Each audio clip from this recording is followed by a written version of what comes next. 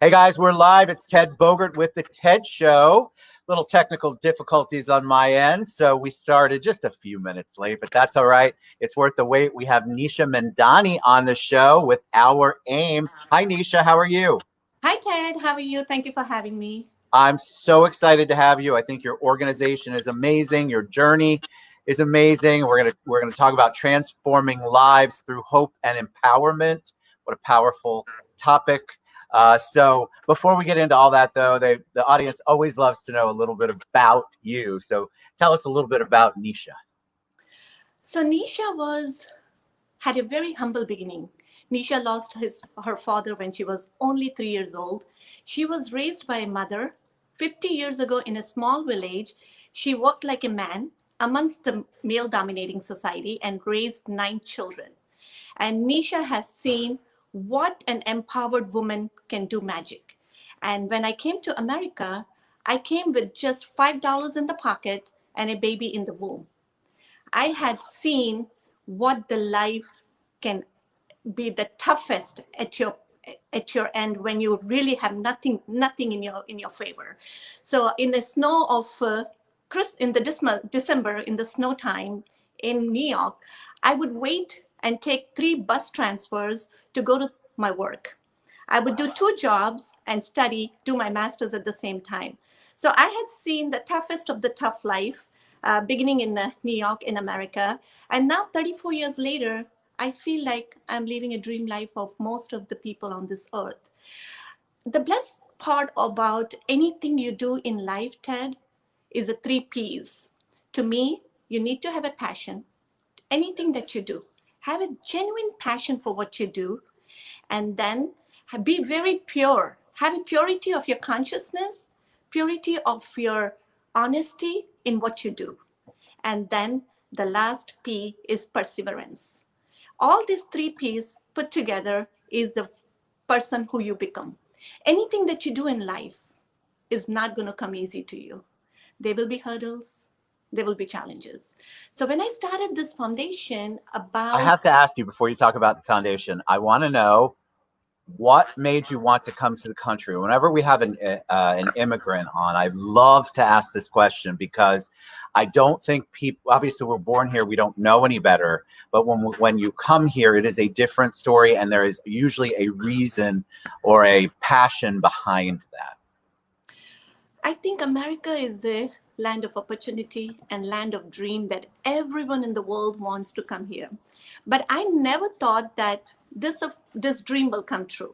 When I was expecting my first baby about 34 years ago, my husband's brother and my brothers were in America at that time, and they wanted me to come deliver the baby in America to have like a safe delivery because this was the child coming after 34 years in my family. So they wanted to make sure it's a healthy delivery. I came here to deliver the baby. Actually, it was a little uh, extension of my honeymoon because I immediately expected my baby right after the marriage. And this was kind of like a honeymoon and delivery at the same time. And I think 34 years later, I'm still honeymooning. I I decided to love stay that. back after I delivered the baby. It was very, very tough beginning. I mean, beginning few years were like, why did I come here? People think that the money grows on the trees in America, but that's not true. You had to work super hard. Was it? I understand that. I imagine you get here, it's completely different culture, completely different world from where you came, and so to adapt to it and kind of figure out your way. It's not easy, folks. When you come here, it's just we are just not America. I feel like foreign countries, like if I go to another country, they're a little bit more amenable and helpful. And sometimes we tend to not be as forgiving of our immigrants. And so it's difficult for you when you're trying to learn an entirely new set of life. Very, very true. Very true. Especially like in India when we were living. I mean, we had a life where you have maids at home and you didn't have to even pick up your plate after you eat food. And coming here, you're cooking, you're cleaning, you're doing everything at home, you're working 2 jobs and you're studying at the same time and you're taking care of your kids and family. And I had 2 paying guests at the home in the beginning. Wow. So the life was like, I would have like 3 or 4 hours of sleep. And After coming from college, like 11:30, I would take 2 buses to come home and walk about 1.5, 2 miles to get home at 12 o'clock at midnight, and then have my early start again at 5 o'clock. And mean that time, I have to make sure get up very early to get my baby ready to be dropped off at the babysitter, keep her food and everything ready, take my tiffins, cook for the people living at my home, the paying guests. So it was a journey, but I think the hardship is what makes you the person who you are. I agree. I think I wouldn't have appreciated the life what I have, and I wouldn't have done more for the foundation or for the people that I care for. All that came when I myself had gone through that journey. And I truly appreciate those days. I think those were my foundational days that made me the person who I am today. Totally agree. And you also have a great story. Your kids can never say they had it any worse than you. You walked a mile and a half after you got off that bus. Yes. I mean, that's the kind of stuff, though. That's that resilience. That's that perseverance that you were talking about with the 3 Ps. Absolutely. It's just it, and I think a lot of people have it, and then it just a lot of people don't, and you have to figure out your way around it. So you get into how do you get from that to our aim? As from the very early beginning, somehow, they say that your body and your soul are the two entities live together. And I think my part of the soul always was kind of connecting me, attracting me to the people who needed help. But due to circumstances and due to immaturity, still at the young age, still in the playful moods and teenager and all that, I never realized that part of me.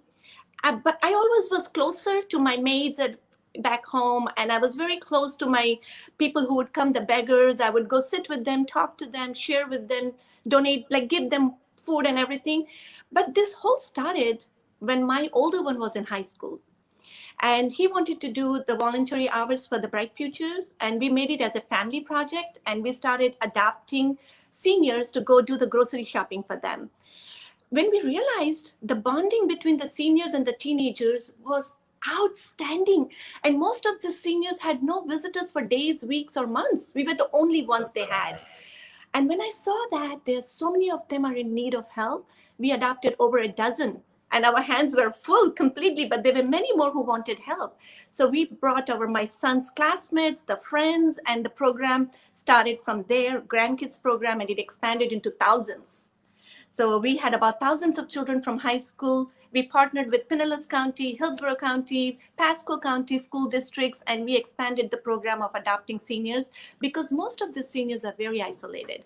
And the passion of helping people took me to Africa when I saw a 2-year-old carrying a bucket bigger than him. All right, I'm going to try. Okay, guys, this is a first for the TED Show. She has pictures, and so I want to see while she's speaking if I can put those up. Keep going, Nisha. Sure. So the 2-year-old boy was carrying a bucket bigger than him all by himself on the street. I'm like, where are you going? It's like, my mom is sick and I have to go get water. I have to walk miles to get the water for her.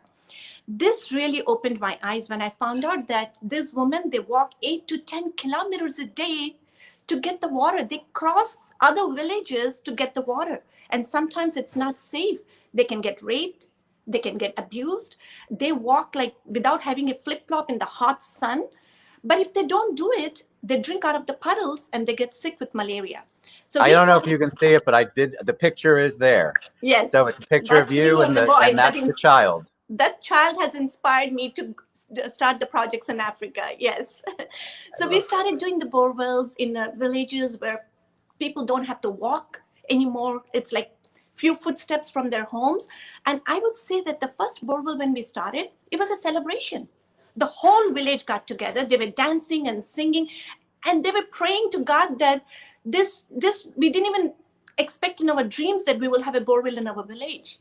So just a borewell alone, like a safe drinking water, was a reason for celebration for these villagers. So we started continuing building the borewells, and as we realized water was not the only problem. There are hundreds of other problems that we need to handle. We started doing the toilets. We started doing the women empowerment classes. So most of this woman has never been to school, has never been empowered. They sit in their villages, they drink, they're bringing water, they're bringing, cutting the woods to cook. They're just kind of not understanding the power that they carry as a woman. I have seen that power in my mom. My mom had the power. She was not an educated woman. She was a farmer's daughter, but she was an empowered woman, and she was able to work in a male society and raise 9 children by making breads at home. She started making bread at home and sell it, and eventually she made a big bakery, and that bread was number one bread in the whole city. So that is the power of a woman. So this woman, we started giving them a sewing classes. They never know how to count. They don't know how, they never seen a sewing machine before. They never hold a scissor before. But now they got a UNICEF order to our sewing academy for 15,000 eco reusable sanitary pads. These women, they made those sanitary pads, and now we are delivering those pads to the UNICEF. So this is the accomplishment, this woman. When they got their first paycheck, when they took that money home, they literally were in tears. They said that this money, with this money now, our children will not sleep hungry. They will have food before they hit the bed. What was that like for you to see the change? Because it is a change. You can see them when there's light bulbs that go off all in the process, when they learn a new thing, or they picked up the scissors for the first time and realized the power of what they could do with their own hands on their own. What was that like for you to watch that progress and that process? You know, Ted, I live on those paychecks. Those are my paychecks. Those smiles, those empowerment stories, those are the money that I get to take with me, not only use in this world of as a happiness, as a just light up my life. And because of that, I get to do more and more and more and more. The blessed part is I'm not the only one. I cannot take the credit for all of that. I have tons of volunteers. I have tons of doctors. I have tons of friends, my families. Everyone generously donates, generously volunteers.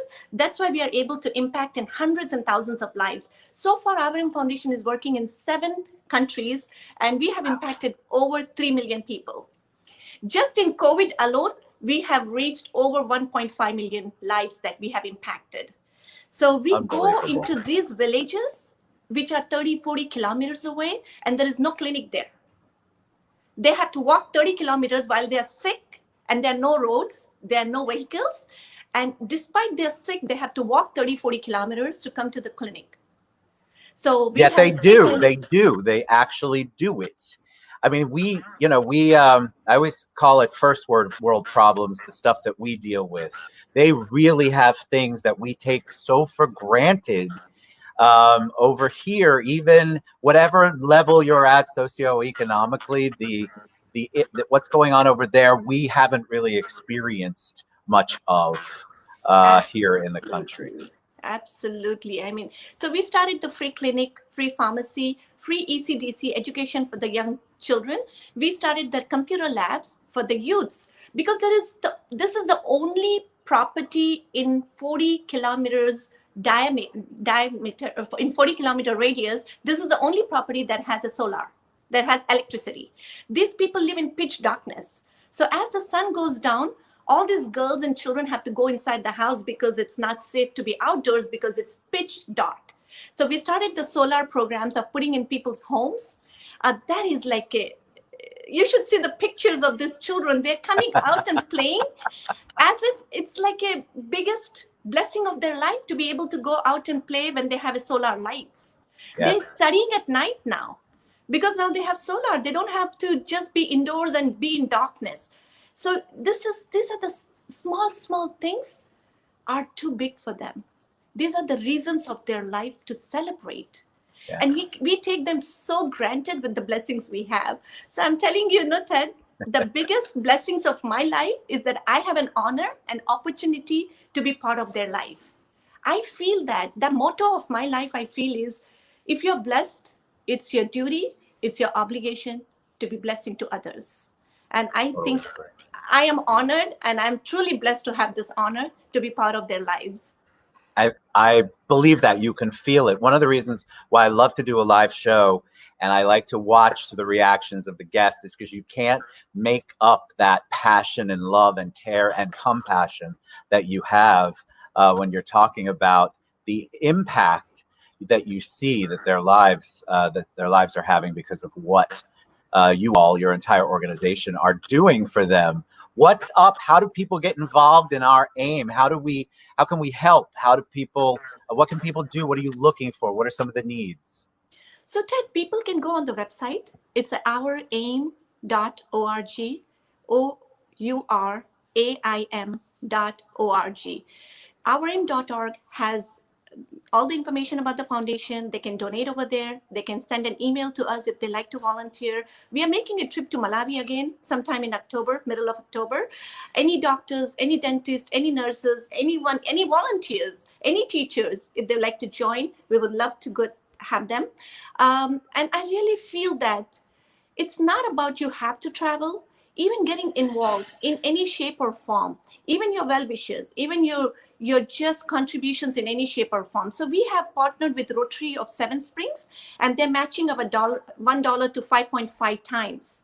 So if Wow, anybody wants to donate, this is the best time to donate our foundation, because your dollar will go too far. It's very far, 5.5 times. that's It's going to amazing. multiply. We So will we'll share that that information and how to link up to that. Obviously, I've got your website scrolling along the bottom, but that's amazing. That's the time, guys, that you want to donate because somebody's matching up to 5.5 times.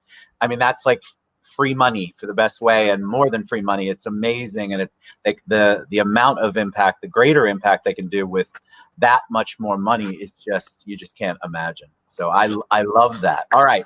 I have thank to ask you because you are obviously such an influencer. You are such a positive influencer on the people that you come in contact with. What you're doing is changing lives and empowering people and giving people hope. See, I got all three words. I got both words in there. But who would you say has been your greatest influence? Who has made a big impact on you? Who has helped shape you? It takes a village to raise a child, and it takes more than a country to raise a girl like me. And I think everybody who came into my life, including my family, friends, relatives, neighbors, my teachers, everyone, my donors, volunteers, well wishers, my husband, my children, I mean, everyone. But I look up to my mom every time I get into difficulty, every time I get into any hurdles, I think of her. 50 years ago, an uneducated lady in a male dominating society in a small village can fight to raise her 9 children and give them the best education she can. So I look up to her, I think about her, and she's my role model. I love that. All right, you're a But joy. Ted, Thank I you want so to much ask for. you a question. Yes, please.